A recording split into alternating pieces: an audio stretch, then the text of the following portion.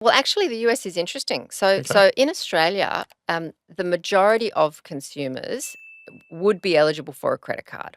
And so, if you want to think, if you and the reason I'm saying Yeah. this, Greg, is if you think about, and we don't think about our customers as a credit score, but the Australian market tends to skew more prime.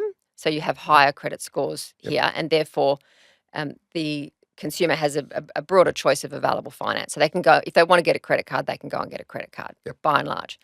In the US, the average income would be much lower than 75,000, Yeah.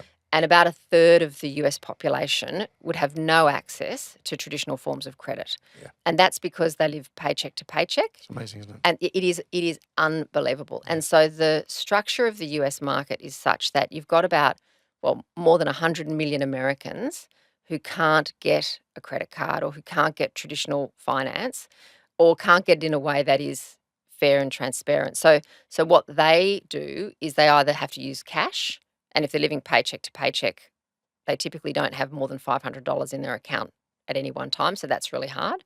Mm. Or they rely on friends and family, Mm-hmm. or They can run out after a while.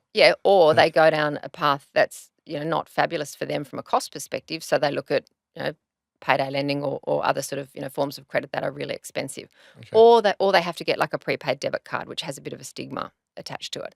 So when we thought about building and growing Zip in the US, our customer base in the US is a customer is that 100 million Americans who cannot access credit cards.